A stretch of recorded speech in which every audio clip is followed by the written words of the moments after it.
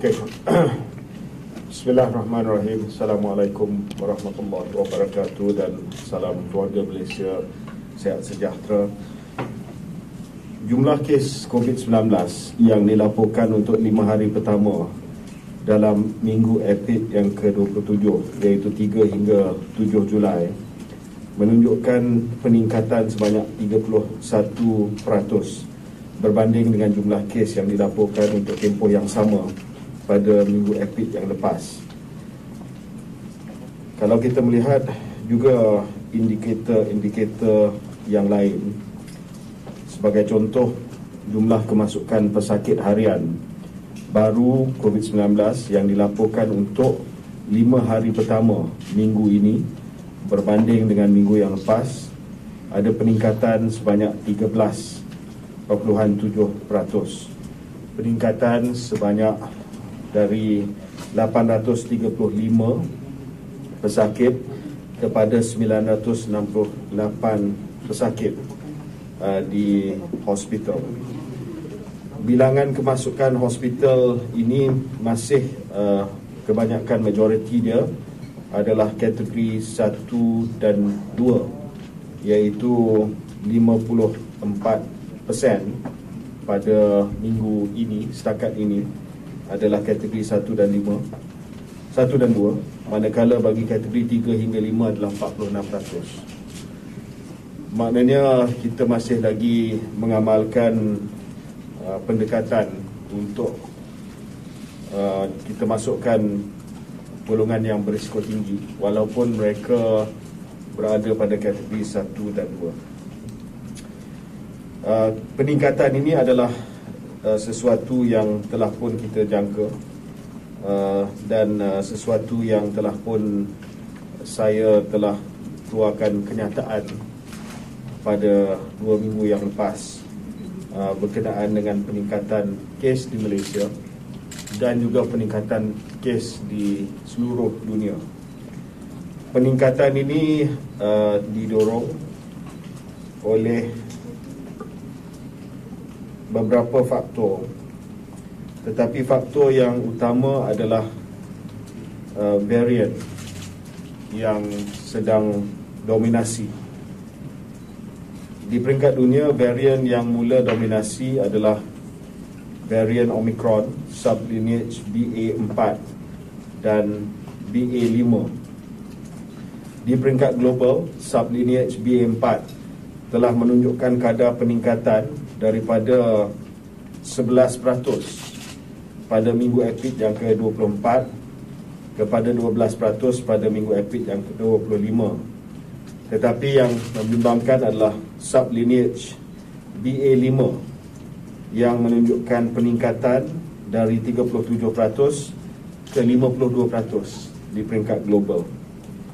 Di Malaysia, Kementerian Kesihatan Malaysia ingin memaklumkan bahawa secara kumulatif sehingga 30 Jun, dan kita sedang kemaskini data yang terkini, sudah terdapat 13 kes sublineage Omicron yang sedang dipantau rapi, 6 kes BA2 12.1, 5 kes BA5 dan 2 kes BA52.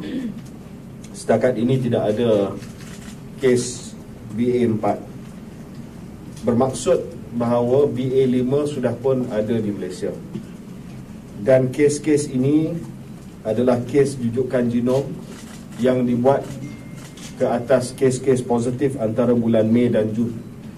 Jadi kemungkinan besar BA5 sudah merebak dengan luas di Malaysia. Kalau kita melihat dari segi epidemiologi di negara-negara lain, BA5 lah yang menjadi sublineage utama yang memberi kesan kepada peningkatan kes di peringkat global. Dan kita menjangkakan bahawa BA5 akan terus meningkatkan lagi jumlah kes harian di Malaysia. Setakat ini kita melihat juga daripada maklumat yang kita telah terima, BA5 bukan hanya versi virus COVID-19 yang paling mudah merebak setakat ini, tetapi ianya juga mempunyai ciri untuk menjangkiti mereka yang sudah pun dijangkiti dengan Omicron. Maksudnya dia ada immune escape property. Kalau dah dijangkiti oleh dengan COVID-19 dengan varian Omicron yang asal BA1, BA2, boleh dijangkiti semula dengan BA5. Sebab itulah kita dengar banyak kes orang yang mengalami jangkitan semula dalam tempoh masa yang singkat. Situasi seperti ini juga mengakibatkan peningkatan kemasukan ke hospital yang kita sedang melihat di negara-negara seperti negara jiran kita, Portugal, Singapore, Portugal, UK dan lain-lain, yang sedang melihat peningkatan kes-kes kemasukan ke hospital. Bagaimanapun, saya ingin menyatakan bahawa berdasarkan kepada maklumat yang kita terima daripada negara seperti Amerika Syarikat dan juga Israel, individu yang lengkap vaksinasi dos primer dan menerima 2 dos penggalak, terutamanya dalam kalangan usia 60 tahun dan ke atas, mempunyai kadar kematian yang lebih rendah berbanding dengan mereka yang hanya mempunyai 1 dos penggalak. Memandangkan kita akan berdepan dengan gelombang baru jangkitan COVID-19, Kementerian Kesihatan Malaysia ingin menasihatkan kepada rakyat supaya kita mengambil langkah-langkah berikut untuk memastikan bahawa kita dapat mengurangkan kesan yang paling buruk daripada jangkitan COVID-19, untuk kita menyelamatkan nyawa, untuk kita melindungi rakyat Malaysia daripada simptom yang buruk, dan untuk kita melindungi sistem kesihatan awam negara kita daripada hospital yang terlalu sesak dan juga unit rawatan rapi yang tak cukup kemudahan. Oleh yang demikian, yang pertama adalah Kementerian Kesihatan Malaysia ingin mengingatkan kepada semua individu dewasa yang belum lagi mendapat dos penggalak untuk mendapatkan dos penggalak dengan segera.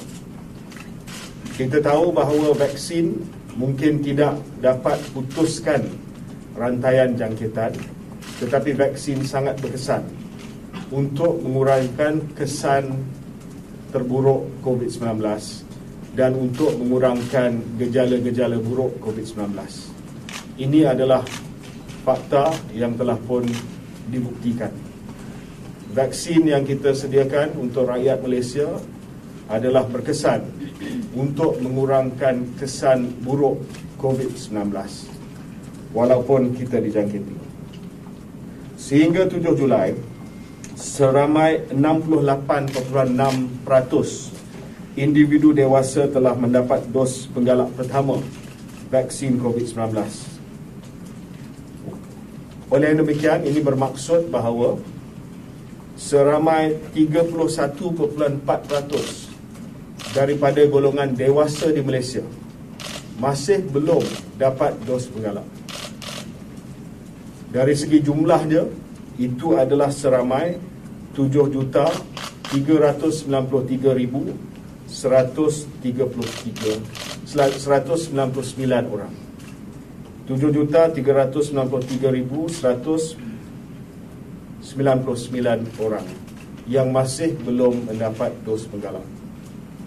Kementerian Kesihatan Malaysia ingin menyatakan sekali lagi bahawa dos penggalak ini tidak wajib, tetapi sangat disarankan, terutamanya bila kita berdepan dengan gelombang baru dan juga apabila kita akan melihat pergerakan manusia di Malaysia akan meningkat disebabkan cuti Hari Raya Aidiladha dan sebagainya. Jadi saya merayu terutamanya kepada warga emas yang masih lagi belum terima booster dan rakyat Malaysia yang ada masalah komorbiditi, penyakit kronik seperti hipertensi, masalah penyakit jantung, high kolesterol, obesiti, untuk segera dapatkan dos penggalak sekiranya belum lagi menerima dos penggalak, iaitu dos yang ketiga. Dan ini sangat penting memandangkan kita berdepan dengan gelombang baru. yang datang daripada Omicron BA.5. Dan ini juga konsisten, walaupun kita peralihan ke endemik. Saya dah cakap daripada awal lagi, kita akan berdepan dengan gelombang dari masa ke semasa. Kes akan pasang surut. Ini adalah masa yang mana gelombang baru telah pun tiba. Kita juga telah buka ruang kepada warga emas dan juga penduduk Malaysia yang mempunyai comorbidity, yang berisiko tinggi seperti mana yang saya sebutkan tadi, untuk menerima dos penggalak kedua. Setakat 7 Julai, seramai 151,018 individu telah mendapat dos penggalak kedua vaksin COVID-19, iaitu 6.06% daripada mereka yang layak. Jadi jumlah yang layak tetapi yang memilih untuk tidak mengambil booster dos yang kedua adalah seramai 2,339,792, 93%. Jadi bagi golongan ini, bila dah sampai jarak masa 4, sekurang-kurangnya 4 bulan selepas dos penggalak yang pertama, bolehlah mendapat dos penggalak yang kedua. Ya. Bagi individu yang saya maksudkan ini, iaitu warga emas, mereka yang ada comorbidity, dan juga petugas barisan hadapan kita. Ini juga termasuk dalam golongan yang kita menawarkan dos penggalak yang kedua. Contohnya hospital staff, mereka yang kerja di barisan hadapan, di care home dan sebagainya, bolehlah mendapat dos penggalak mereka, dan mereka boleh mendapatinya secara percuma di pusat pemberian vaksin swasta yang berdaftar yang tersenarai di vaccincovid.protecthealth.com.my. Semua PPV yang menawarkan dos penggalak disenaraikan di laman sesawang Protect Health. Orang ramai disarankan untuk menghubungi PPV tersebut sebelum pergi ke PPV. Ada nombor telefon yang disenaraikan di situ. Selain itu, individu yang berumur 60 tahun dan ke atas boleh membuat janji temu melalui pautan tempahan di dalam aplikasi MySejahtera. Untuk warga emas, kita dah push dia punya link. Boleh buka, ada link di MySejahtera. Ramai yang tanya kenapa tak boleh buat appointment, sebab mereka yang tanya ni adalah bawah usia 60 tahun. Kita hanya push appointment kepada 60 tahun dan ke atas. Cuma minggu depan kita juga akan push appointment kepada semua yang ada comorbidity. Semua yang telah mengisi mereka ada masalah penyakit kronik dalam MySejahtera 18 tahun ke atas akan dapat pautan temu janji dalam MySejahtera pada minggu depan untuk mendapatkan booster dos yang kedua, iaitu dos yang keempat. Kita juga menggalakkan kanak-kanak dan remaja yang berusia 5 hingga 17 tahun yang mempunyai masalah kesihatan dengan immunocompromised situation juga untuk mendapatkan dos yang ketiga ataupun dos penggalak. Buat masa ini, Jawatan Kerja Teknikal untuk vaksinasi sedang memperhalusi sama ada kita akan menyarankan dos penggalak yang kedua kepada golongan yang tiada masalah kesihatan berusia 60 tahun ke bawah. Ya. Ini kita akan umumkan dalam tempoh masa seminggu 2 selepas kita melihat kepada maklumat secara terperinci. Berkenaan dengan vaksinasi bagi kanak-kanak usia bawah 5 tahun, kumpulan Jawatankuasa Teknikal kita masih lagi berpendapat bahawa tidak disyorkan. Kita nak tunggu lebih banyak lagi data, terutamanya berkenaan dengan keselamatan, sebelum kita mengesyorkan vaksinasi untuk golongan di bawah 5 tahun. Jadi strategi yang pertama untuk Malaysia dapat mengharungi cabaran gelombang jangkitan COVID-19 yang baru adalah vaksinasi. Masih lagi vaksinasi. Untuk memastikan mereka yang belum lagi dapat booster, dapatlah booster. 7 juta rakyat Malaysia. Yang layak untuk dapat booster yang kedua, pergilah ambil booster yang kedua. Terutamanya warga emas, yang mana kita nak melindungi mereka. Kerana kebanyakan daripada kes yang mati adalah warga emas ataupun mereka yang ada serious comorbidity.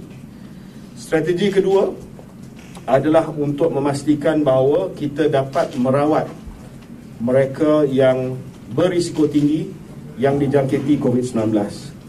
Kalau dulu kita tidak ada rawatan, ataupun rawatan pun kita ada untuk kes-kes yang sangat-sangat serius.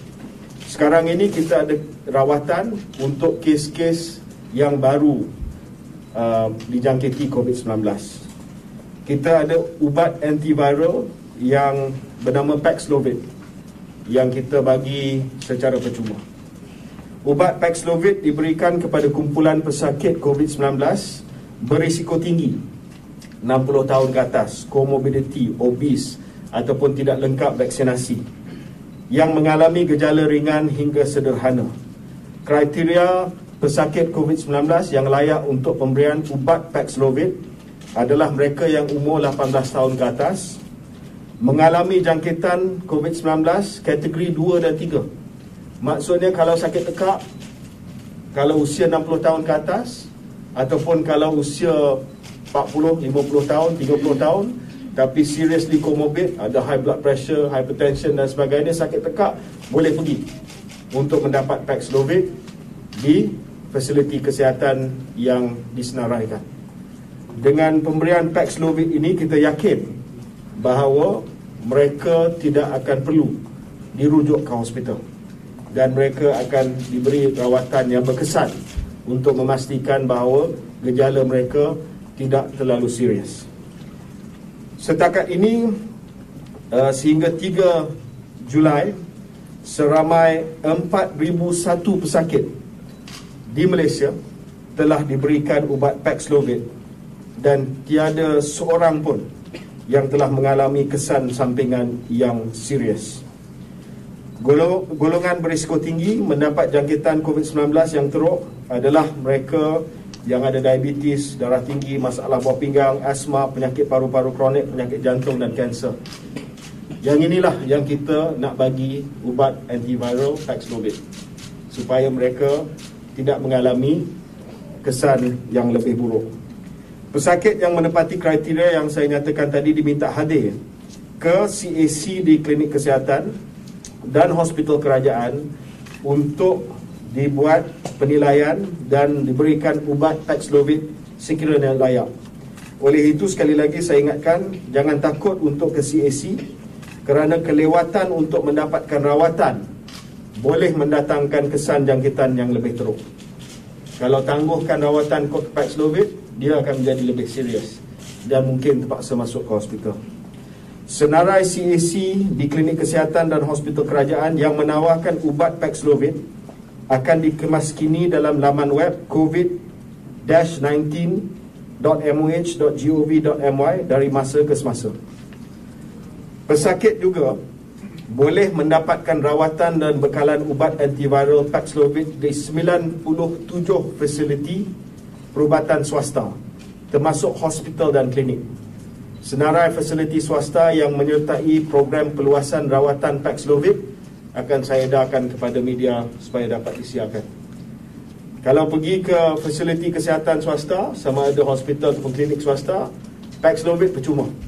Cuma charge perkhidmatan rundingan dan sebagainya kena bayar. Sebab itu charge daripada klinik swasta. Kalau datang ke klinik kesihatan, tak ada charge, ya, tak ada charge yang tinggi. Just perlu dapatkan Paxlovid. Tapi kalau pergi ke fasiliti kesihatan swasta, dia ada charge consultation fee, ya, tetapi ubat itu adalah free yang diberi oleh kerajaan. Jadi, satu, vaksinasi. Kedua, rawatan melalui antiviral Paxlovid. Ketiga adalah langkah-langkah kesihatan awam. Langkah kesihatan awam pertama adalah untuk kita terus mengamalkan TRIS.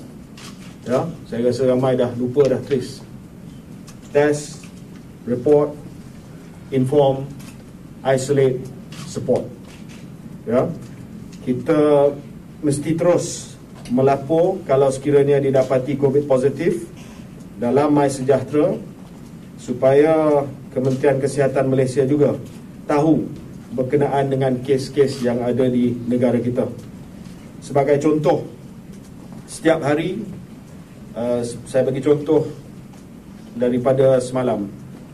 Semalam, ujian keseluruhan yang direkodkan adalah 41,297.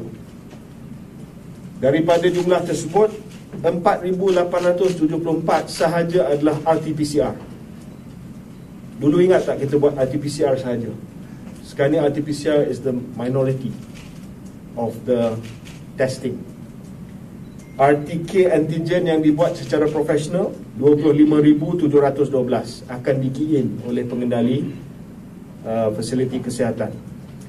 Tetapi RTK antigen kendiri ni buat sendiri, lapor dalam MySejahtera, tinggi 10,711.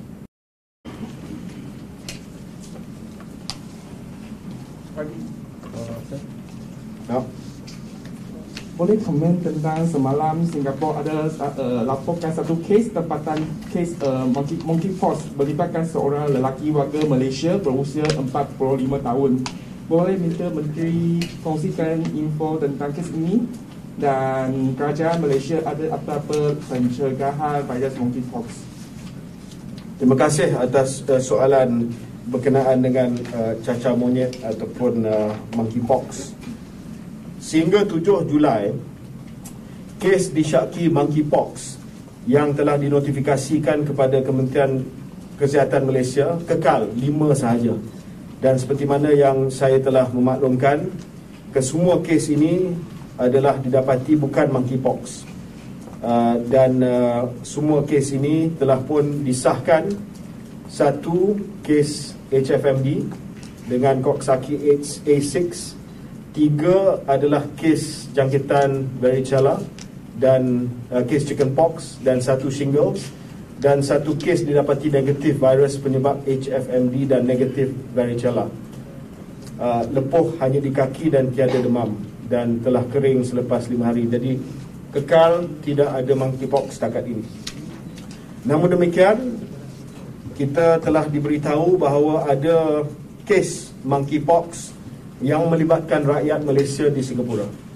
Saya ucapkan terima kasih kepada Kementerian Kesihatan Singapura, rakan sejawatan saya dan pegawai-pegawai di Singapura, kerana telah memberi maklumat yang terperinci berkenaan dengan kes tersebut. Saya ingin umumkan bahawa kes adalah seorang lelaki usia 45 tahun, rakyat Malaysia yang menetap di Singapura. Beliau telah mengalami gejala lesi kulit pada 30 Jun dan disahkan positif monkeypox pada 6 Julai. Saya ingin juga memaklumkan bahawa beliau daripada 11 hingga 12 Jun telah berada di Johor Bahru. Pada 17 Jun hingga 20 Jun, beliau juga telah melancong ke Pulau Pinang bersama kawan-kawan serta ahli keluarganya. Pada waktu itu tidak ada gejala. Pada 2 dan 3 Julai, kes sekali lagi telah pergi ke Johor Bahru. Pada masa tersebut, lelaki ini dah ada gejala. Oleh demikian, Kementerian Kesihatan Malaysia telah pun mengadakan siasatan terhadap individu tersebut, yang telah pun memberi secara sukarela maklumat berkenaan dengan kontak-kontak rapat. Setakat ini terdapat 15 kontak rapat yang telah dikenal pasti. 14 orang casual contact dan mempunyai risiko rendah mendapat jangkitan monkeypox kerana mereka tidak bergejala. Dan seorang telah dikenal pasti oleh Kementerian Kesihatan Singapura dan kini dalam kuarantin di negara tersebut. Punca jangkitan masih dalam siasatan. Tapi kita juga telah memaklumkan kepada 14 casual contact ini untuk terus melakukan saringan kesihatan kendiri untuk melihat kepada gejala. Dan apabila sekiranya mereka mendapati gejala, mereka perlu datang segera ke fasiliti kesihatan KKM untuk isolasi dan rawatan. Asesmen ataupun penilaian risiko yang kita buat setakat ini tidak memerlukan isolasi bagi kontak kasual terhadap kes tersebut. Namun demikian, kita akan terus pantau untuk memastikan bahawa tidak ada jangkitan yang berlaku daripada individu tersebut dan juga kepada sesiapa yang telah pun ada close contact ataupun casual contact dengan individu tersebut sewaktu beliau ke Johor Bahru dan juga ke Pulau Pinang. KKM akan terus bekerjasama dengan Kementerian Kesihatan Singapura dalam melengkapkan kes siasatan ini, dan maklumat baru yang diperolehi akan dikongsikan oleh focal point negara masing-masing. Yang seorang daripada yang sedang dikuarantin itu positif dia tu macam mana? Belum lagi positif.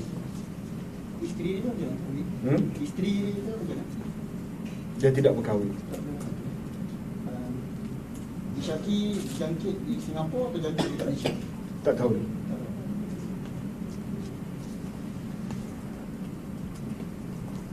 Nak minta pengenaan laporan hadapan kosmologi pasal cas klinik swasta yang semakin tinggi.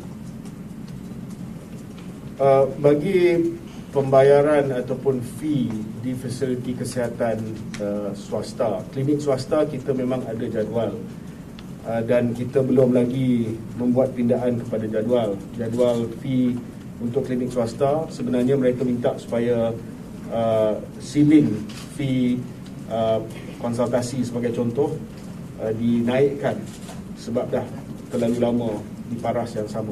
Jadi ini perkara yang sedang dibincangkan sebab kerisauan Kementerian Kesihatan Malaysia adalah berita seperti mana yang dirujuk tadilah, fee yang terlalu tinggi. Yang kedua, kita sentiasa bincang dengan pengendali perubatan swasta untuk memahami dengan lebih lanjut lagi ketelusan dari segi fee ataupun charge yang dikenakan, di mana mereka letakkan charge yang terlalu tinggi. Dan dari masa ke semasa kita akan ada sesi libat urus untuk memastikan bahawa fee ataupun charge yang dikenakan di fasiliti kesihatan swasta ini tidak membebankan kepada rakyat. Tetapi secara spesifik nanti kita akan siasat laporan tersebut. Berapa yang diminta untuk naikkan shilling itu, berapa dia minta? Ada berbeza-beza lah, ada cadangan yang berbeza-beza. Ada yang minta terus liberalize, jadi tak ada apa-apa ceiling, dia boleh tetapkan berdasarkan kepada kuasa pasaran. Tapi bagi saya ini mungkin bukan masa dia lah, sebab rakyat tengah berdepan dengan macam-macam cabaran ekonomi.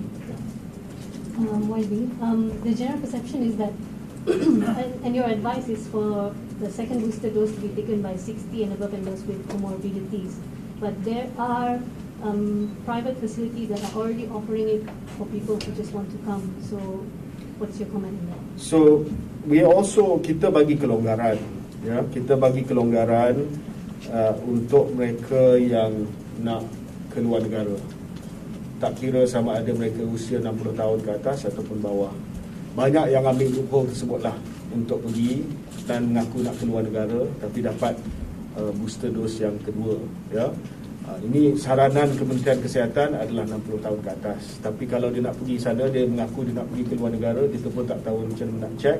Kita serah kepada pengendali perubatan yang mengendalikan PPV untuk buat penilaian, ya. Itu memang ada loophole lah, saya mengakui, sebab kita benarkan. I've said before, you can get your second booster if you're travelling, especially dulu yang dapat Sino, nak Pfizer, nak pergi negara tertentu.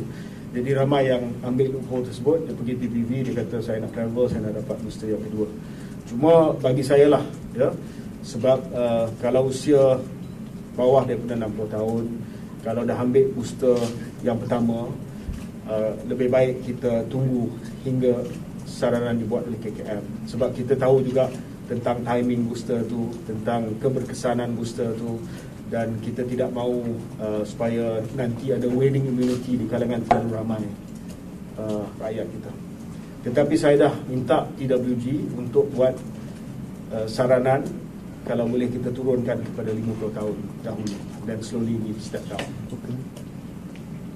Jadi ada anjuran Oh, dia ada unjuran gelombang baru BA5 ni dia akan peak bila ke apa ada? Belum lagi sebab kita kekangan yang kita hadapi sekarang apabila jumlah ujian PCR menurun, maka jumlah rujukan genom penuh yang dapat kita buat juga turun. Kita hanya dapat buat rujukan genom ke atas kes-kes yang kita dah buat PCR. Kalau RTK antigen kita tak boleh buat whole genomic sequence. So sebab itu kita sebenarnya ada blind spot sikit. Dan ini bukan sahaja di Malaysia. Ujian RT-PCR di banyak negara telah turun. Oleh yang demikian, rujukan genom pun turun. Bila genomic surveillance turun, kita sebenarnya tak tahu prevalence BA5, ya, dan dia agak delayed lah. Dia agak delayed. Dia tidak maklumat itu tidak berapa up to date. Jadi saya jangkakan sekiranya BA5 dah mula ada banyak kes BA5 di Malaysia, dan ini mungkin daripada peningkatan kes, andaian kita adalah BA5 bertambah banyak, mungkin kita akan melihat kes akan meningkat dalam tempoh maksimum 3 bulan. Kalau Singapura mungkin dia dah sampai peak dan dia telah naik selama sebulan 2. Jadi saya jangkakan dalam sebulan 2, paling lewat pun 3 bulan kita akan peak dan turun. Itu pun pengalaman kita dengan Omicron yang pertama lah.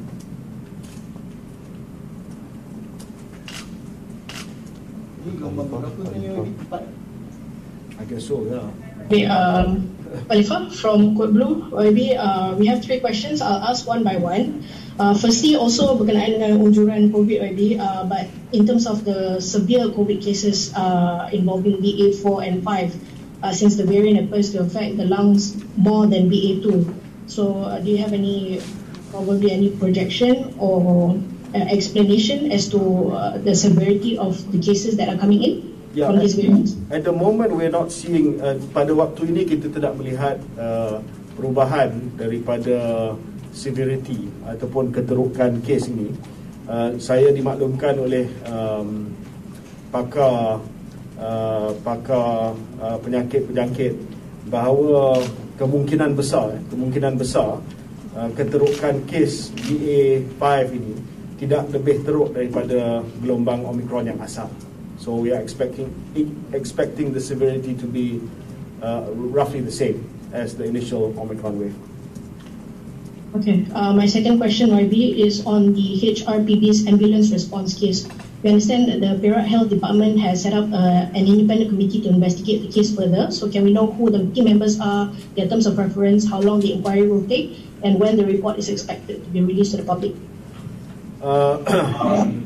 Jawatan kuasa penyiasatan bebas ini akan dipengurusikan oleh Dr. Rizwan bin Muhammad Isa, Ketua Jabatan Kecemasan dan Trauma daripada Hospital Ampang, from a different hospital, dan dianggotai oleh pakar-pakar bidang lain seperti forensik, kardiologi dari hospital lain serta wakil daripada Ibu Pejabat KKM. Mereka akan melakukan siasatan pada 14 Julai di Hospital Raja Permaisuri Bainun. Saya serahkan kepada mereka, dan bila jawatan kuasa ini dah memaklumkan hasil siasatan, pertamanya kepada waris pesakit, selepas itu barulah kita boleh fikir sama ada didedahkan ataupun tidak. Okay?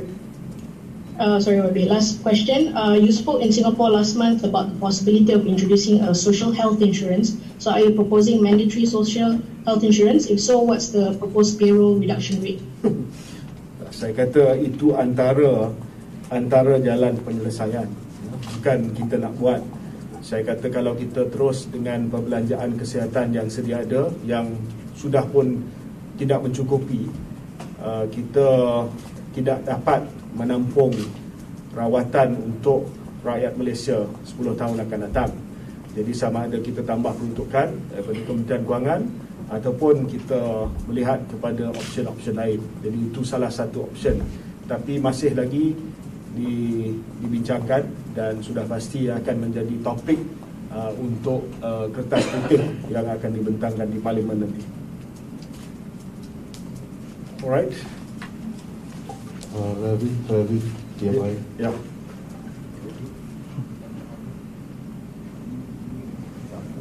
Audio, Ravi, audio. YB, sorry. Good afternoon, YB. Ravin from the Malaysian Insight. YB, I just have one question.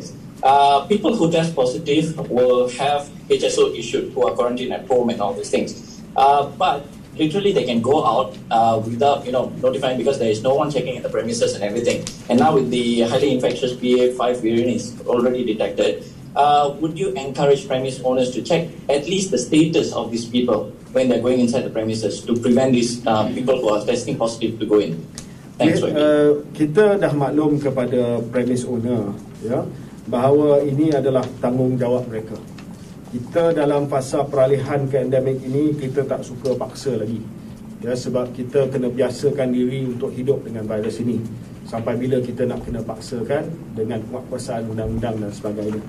Jadi saya telah memaklumkan kepada premise owner, terutamanya yang menghadapi ramai pelanggan dalam keadaan yang tidak memakai pelitup muka kerana makan dan sebagainya, eloklah untuk cek risiko, status risiko mereka. Tapi ini terpulang kepada premise owner. Jadi hari ini, oleh kerana kes mula meningkat, sekali lagi saya memberi nasihat kepada pemilik premis, terutamanya pemilik premis yang berdepan dengan pelanggan yang jumlahnya ramai, yang tak pakai pelitup muka kerana makan dan sebagainya, elok mengamalkan elok mengamalkan cek status risiko pelanggan sebelum mereka masuk ke premis. Thank you. One last question lagi for me. Tadi YB cakap pasal mungkin akan pertimbangkan untuk saman semula kalau siapa yang tak pakai mask ni. Bila kes mendadak, can you define mendadak, some figure in your head? Belum lagi ada figure, dan kita pun di Kementerian Kesihatan kita pun tak nak ke belakang, sebab sekarang ini kita dah gugurkan agensi-agensi lain daripada Akta 342. Maknanya polis tidak lagi disambung kuasa, penurunan kuasa oleh menteri untuk saman under Akta 342. So sekarang ini Kementerian Kesihatan Malaysia saja yang tinggal yang boleh keluarkan notis pelitup muka dan sebagainya. Sebab dalam fasa peralihan ke endemik, semua agensi lain terutamanya polis minta supaya tidak lagi diturunkan kuasa sebab mereka ada kerja lain. So kita pun setuju.